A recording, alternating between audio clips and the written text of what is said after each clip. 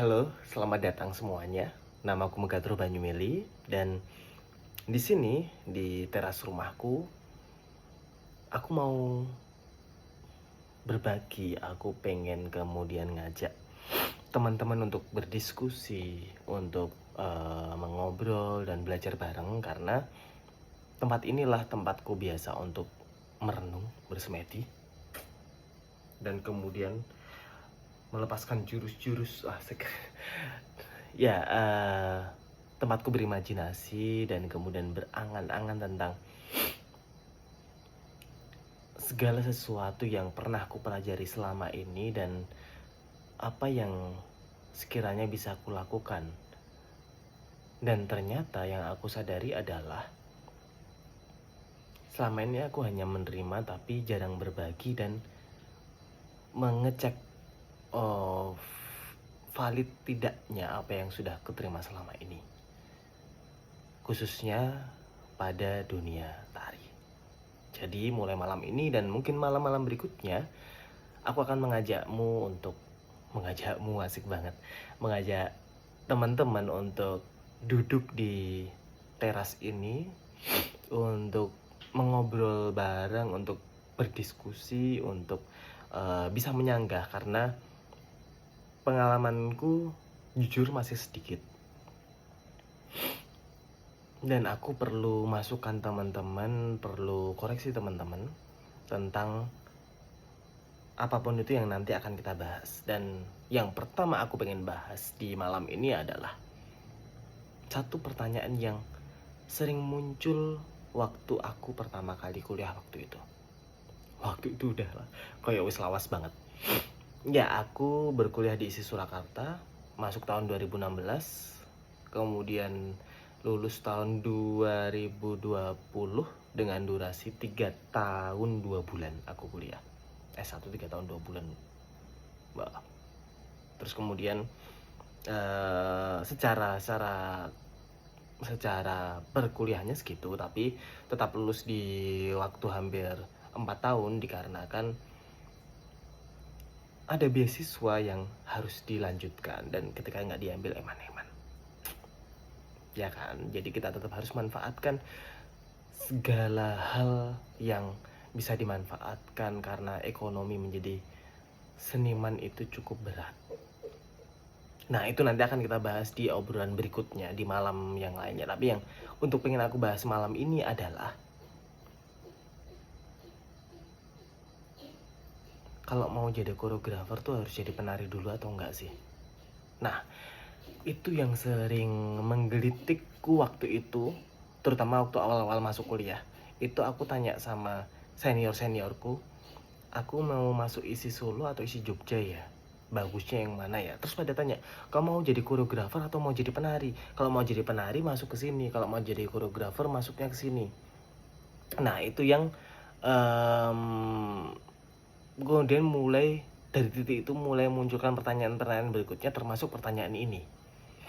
Nah, mungkin kita bisa merujuknya itu dari dasar dulu. Apa sih sebenarnya koreografi itu?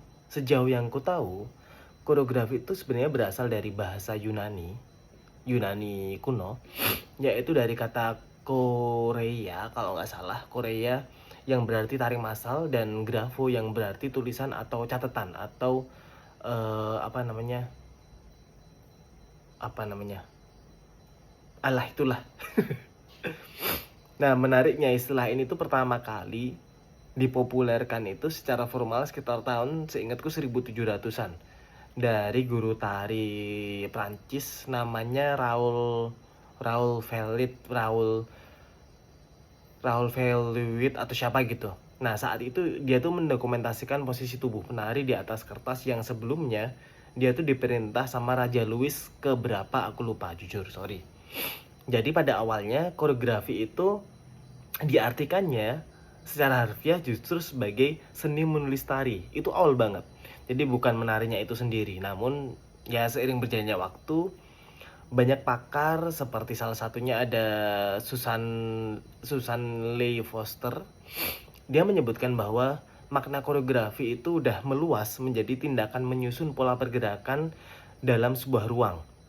Nah, selama ini dalam circleku itu memandang bahwa koreografer dan penari itu nggak bisa dipisahin. Ada pandangan yang cukup kuat bahwa untuk bisa menyusun tarian, seseorang tuh harus punya teknik tubuh terlebih dahulu. Aduh ya Allah, sorry. Dia tuh harus menguasai teknik tubuh terlebih dahulu yang kuat gitu. Jadi otomatis harus jadi seorang penari.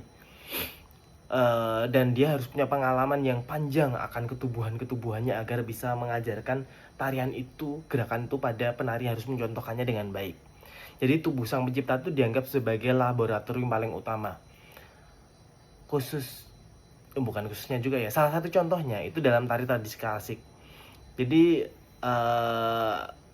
ini tuh kayak melahirkan apa yang disebut sebagai pengetahuan yang bertubuh. Wah, asik banget. Artinya koreografer yang dulunya penari pasti paham betul soal titik gravitasi dan batas anatomi, sehingga penari yang membawakan karyanya tidak mudah cedera. Kalau di sekitarku ya, di Indonesia lah anggap aja gitu ya, banyak maestro-maestro keren di dunia tari. Ada Bu Retno Maruti, ada Pak Didi Nitowo, ada Mas Don itu Sardono Wekusumo. Dan mereka itu berangkatnya dari tari klasik dengan teknik yang sangat wow banget lah, menurutku tekniknya sangat wow banget. Jadi kalau di teori penciptaan tari secara akademis nih, Pin gitu pernah jadi mahasiswa. Contohkan dari Alma Hawkin, itu menetapkan bahwa kreativitas tari harus dilalui lewat eksplorasi fisik, improvisasi, hingga pembentukan struktur komposisi langsung oleh tubuh penciptanya. Nah, tapi yang jadi pertanyaanku, apakah kemahiran fisik ini benar-benar syarat mati? Menurutku sih ya, menurut keyakinan saya, itu enggak. Karena di industri pertunjukan sekarang, di era modern, di eranya para gen alpha ini, dari kalau aku gen Z ya, terjadi pemisahan fungsi yang cukup tajam lah. Penari itu dianggap sebagai eksekutor yang menyempurnakan teknik dan kelenturan, sedangkan koreografer sendiri beroperasinya di ranah yang kognitif, mengatur arsitektur ruang, membedah musik, memimpin sekelompok orang, dan ya hal lainnya yang kemudian kaitannya lebih kognitif. Banyak legenda tari seperti George, aku soalnya belajar cuma dari buku ya, jadi aku nggak tahu bacanya gimana. George Balanchine, itulah. Dia, sejauh yang aku tahu, dia tokoh revolusioner. Tapi ini dari luar ya, bukan dari Indonesia ya. Dia tuh tokoh yang cukup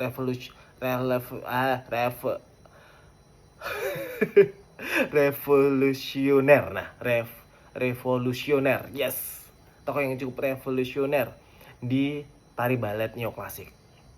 Dia punya karir kepenarian yang sebenarnya biasa-biasa aja sejauh yang aku belajar dari buku ya, dan jarang membawakan peran utama yang teknik keren gitu. Terus yang lainnya tuh ada Bob Fosse, dia legenda dari Broadway, yang anatomi kakinya ya nggak cocok untuk balet klasik, tapi keterbatasannya itu dia bisa ngubah jadi koreografi yang unik, yang melahirkan karya teater musikal yang keren seperti teater musikal Chicago. Kita juga bisa ngelihat banyaknya fenomena mereka yang terlambat belajar menari atau istilahnya apa ya, kawanan apa ya, tapi ya sukses gede. Sebut aja kalau dari tokoh luar lagi, ada Martha Graham, yang aku tahu ya, ada Martha Graham, ada Alvin itu yang baru belajar itu nari di usia yang tidak muda lagi, sekitaran hampir kepala 3 gitulah. yang mana penari biasa itu mungkin udah banyak yang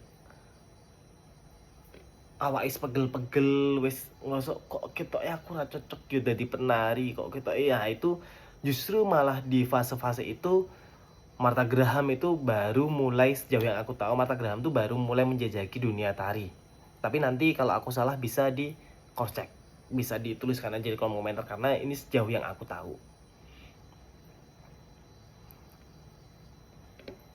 Bahkan ada nama David Zurak dari Martha Graham juga yang merupakan teknik elektro, dan dia tuh baru pertama kali kenal tari itu di usia juga hampir kepala 3. Nah itu jadi semacam, menurutku jadi bukti yang cukup bisa dikatakan kuat bahwa kecerdasan logis dan spasial untuk merancang pergerakan bisa ditransfer dari ilmu lain, nggak harus dari belajar sebagai penari terlebih dahulu. Dan pertanyaan ini tuh bisa dijawab juga, mungkin bisa dijawab juga itu di dekade 90-an menurut buku yang aku baca. Itu di Eropa itu mulai muncul gerakan non-dance. Jadi para seniman itu sengaja menghapus elemen menari di panggung. Salah satu tokoh yang cukup terkenal waktu itu adalah Xavier Leroy. Ya, aku kalau nama agak hilang-hilangan, maaf. Dia itu setauku seorang ilmuwan, bidangnya tuh biologi apa gitu. Yang di karyanya itu dia memperlakukan ruang teater seperti laboratorium sains, berdiri mimbar dan membacakan tesis biologinya untuk menanyakan kembali batas-batas bentuk manusia. Terus ada juga Matt Edverson, ini teman-teman mungkin bisa koreksi lagi benernya apa namanya, aku juga agak lupa. Yang dia tuh nggak menari sama sekali, melainkan melakukan koreografi pikiran dengan menggunakan pengulangan kata-kata untuk memanipulasi imajinasi spasial penonton di dalam benak mereka. Nah kalau di Indonesia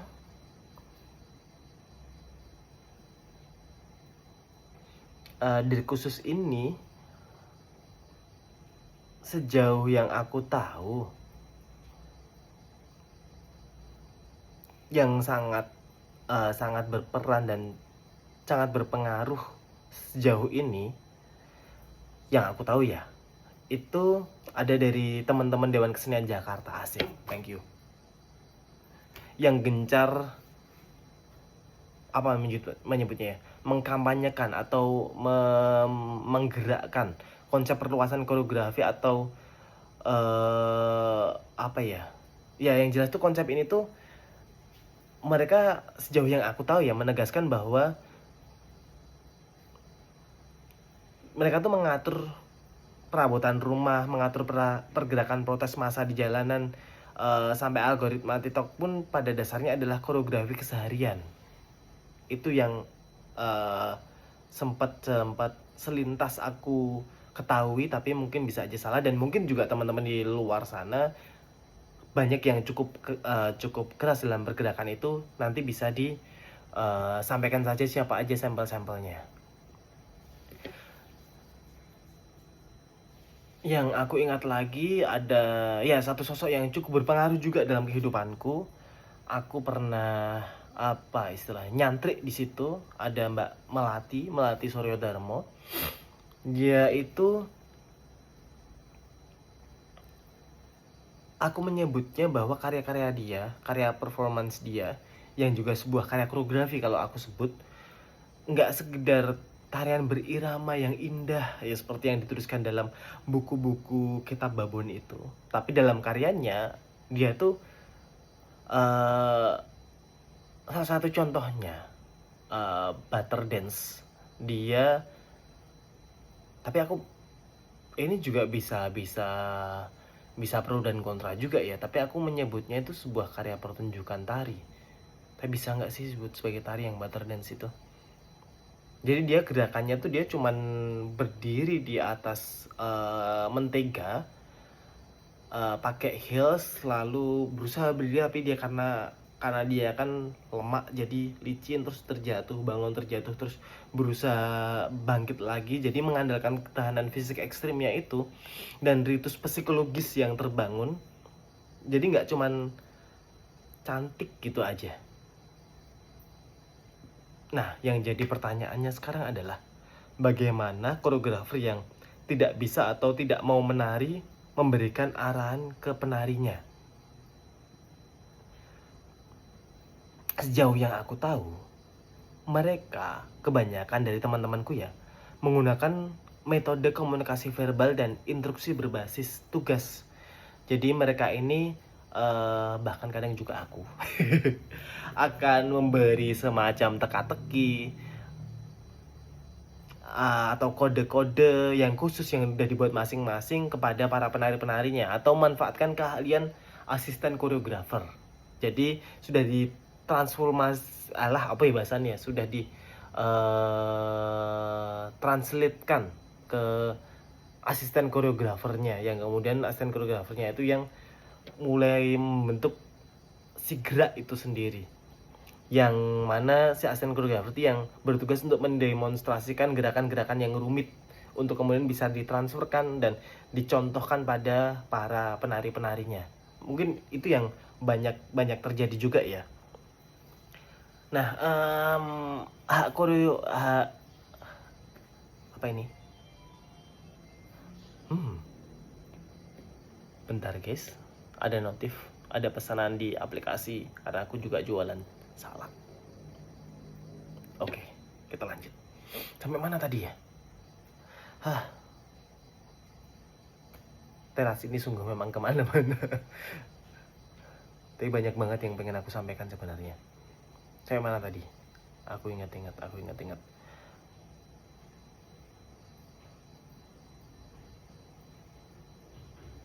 Gini aja deh, langsung kita lanjut aja. Tentang hak prerogatif, yes, aku ingat, aku pengen menyampaikan itu tadi. Jadi hak prerogatif atas koreografi itu juga sudah digunakan di banyak disiplin non tari sebenarnya. Di teater ada kelompok apa ini? Oke, ada orderan lagi guys, bentar. Sorry. Di teater tuh ada salah satu kelompok di Broadway, itu aku lupa namanya apa, yang mana dia tuh lulusan geografi yang nggak punya latar belakang tari sama sekali, tapi dia sukses di situ. Terus kemudian di perfilman Hollywood itu ada sosok tokoh orang Indonesia yang mereka tidak, tapi bisa jadi contoh nggak ya? Nanti jadi pro kontra lagi. Aku mau nyebut Yayan Ruhian, Cecep Arif Rahman, sama Iko Uwais untuk mencontohkan itu. Tapi mereka tuh menari nggak sih? Silat tuh menari nggak sih? Nah, mungkin menurut kalian gimana, bisa tuliskan aja di kolom komentar ya. Karena sejauh yang aku tahu mereka tidak. Tapi kan mereka juga belajar dari silat dulu ya, baru menjadi koreografer untuk silat.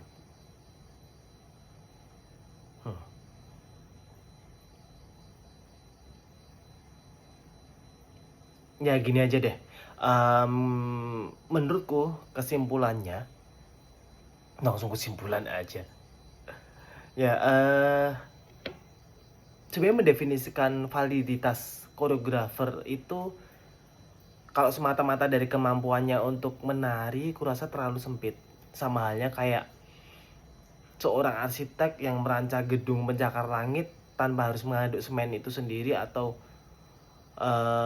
konduktor orkestra yang nggak bisa niup semua instrumen trompet. Jadi gimana ya, koreografer itu kalau aku nyebut dia pemikir strategis, filsuf ruang. Asik banget bahasa nih.